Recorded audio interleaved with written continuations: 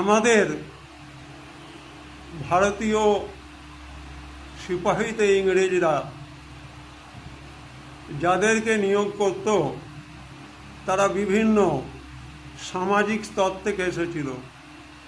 উত্তরপ্রদেশের চাষাবাদে যুক্ত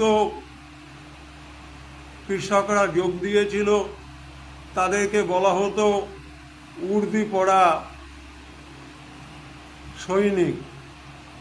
যদিও তারা পরে খাঁকি হাফ প্যান্ট এবং পোশাক ব্যবহার করত।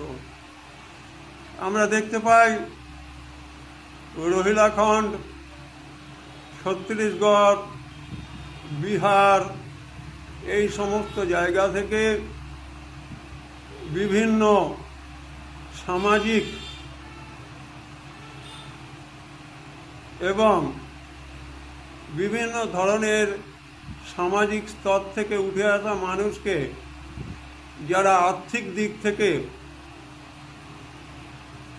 পিছিয়ে পড়া ছিল, তাদের জন্য যে ইনসেন্টিভ ছিল সেটা কিন্তু ইংরেজরা দিত না, এবং তার ফলে সিপাহীরা তারা এই বেনিফিটের জন্য প্রথম গর্জন শুরু করেছিল। পরে আমরা দেখতে পাই কার্তুজে গরু শূকরের চর্বি মেশানো ঘটনাকে কেন্দ্র করে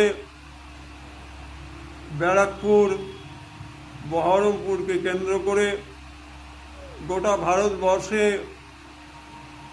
এ দাবানলের মতো মহাবিদ্রোহের রূপ ধারণ করেছিল, এবং ব্রিটিশ প্রশাসন যথেষ্ট চিন্তায় পড়েছিল যে ভারতবর্ষের প্রশাসনকে টিকিয়ে রাখলে, এরা বিদ্রোহ করলে ব্রিটিশ শাসন বেশি দিন রক্ষিত হবে না।